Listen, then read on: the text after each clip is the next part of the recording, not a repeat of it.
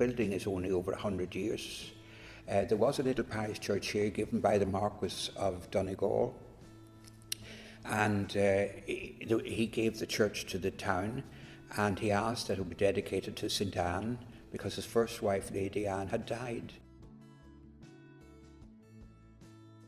It's quite an emotional space to be in, and it's almost like a haven within North Belfast because you're right beside some of the busiest roads in North Belfast, but that area is just sort of a tranquil, quiet space. So it gives you an opportunity for reflection and also to share the history and the stories of the people who are buried there.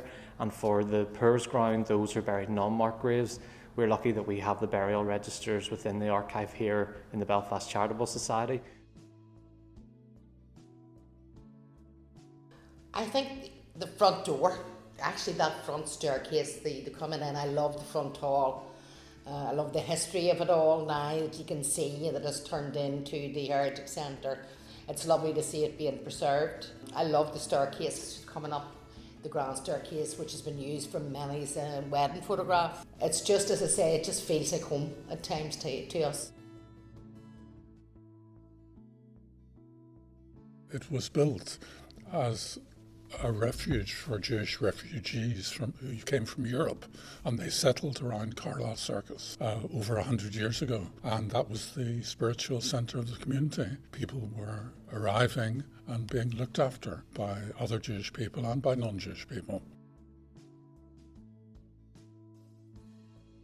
Whenever there was great trouble up here in North Street in North Belfast, we allowed our meeting house to be used by families to come and sleep when it was dangerous for them to be up in their own houses, and mothers and children came and slept here. The Quaker community looked after them. Most people are drawn to the stained glass windows that were preserved there, and they are quite stunning. The rose window that looks out onto the Antrim Road and the New Lodge Road is particularly catching. The thing that I'm most pleased about is the way people use the building. Very strong sense of ownership that the local community have taken. Physically speaking, we obviously there's been huge changes. We're currently undergoing more refurbishment. One of the nicest things I think about the college, we have boys from a full range of backgrounds, but that's probably the nicest thing about it. We've a great mix, which is the heart and soul of the place, This is a listed building because the front is obviously Victorian, late Victorian, but also then towards the back over the main hall is what's called a Belfast roof, and those are few and far between now. Then this pavilion, who would have thought there was a bowling green, a big green square in this space here? I was firstly just taken aback that there was this space even in this street, because I was so familiar with this street, but hadn't maybe just quite noticed Donegal Street Congregational Church. Then to go inside it for the first time, you realise there's this beautiful little hidden gem in the city, the sanctuary space. When I walked into it for the first time, I remember walking into it from behind the pulpit end and opened the door, and there's this flood of light that comes through the rose stained glass window and the vaulted ceilings. That it's just a beautiful space. St Mary's, frankly, it's just a wonderful, wonderful building. It means so very much. It has been an iconic building for this community. Architecturally beautiful, decoration was superb. Stained glass windows, yep, absolutely. They were a gift from Mrs. Blaggison Hooson and her son, 1868. These are beautiful buildings in a city where beautiful buildings are often razed to the ground, and I think we have a duty to be the custodians of them, to hold them in trust for the city. So the house is full of very interesting historical resonances and some furniture which is really very attractive, some of which goes back to the 1800s. This is the historic heartland of the city of Belfast. It is. This is where effectively all began. The first church was built here, it was opened here in 1815. We have a famous painting here by Sir John Lavery, and it was given to the church in 1917 and went on display in 1919.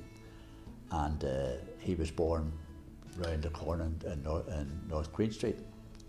So he presented that to him. That's a very famous painting we have here. It was important to preserve this iconic building because it is a beacon in the community. It does mean a lot to me. I love the beautiful architecture. I know that when you look at the Falls Library, they would have angels on them. We've got gargoyles. Hearing a story about Notre Dame and the fire and everything like that, and they're obviously significant, the gargoyles. So there's a wee thing that we have that Notre Dame has, is the gargoyles outside. It was a homely place. The fireplaces were in every room. It was all quite grand in that sense. It's quite elaborate and carved. You know, you had your gates at the front at the road, and then you walked in through a garden to the building, and the front door was magnificent. To be honest, I enjoy the whole building, but I think my favourite place is on the first floor, which we have a stage and a hall where we celebrate all the festivals. Because it's a listed building and it is a heritage building. That is why we have become a part of this North Belfast Heritage, the cluster group. So by joining this group, we probably will be able to promote the building as well as our culture to the rest of the people in the Northern Ireland. It opened in 1883, and the statue that's on top of the building is the only equestrian statue in the city of Belfast. It arrived 5 or 6 years later from Glasgow. But this building is the headquarters of Orangism in Belfast. It just means so much to not only the Orange Order, but to the Protestant community in large. The amount of artefacts that we have that have social history connected to them is unbelievable.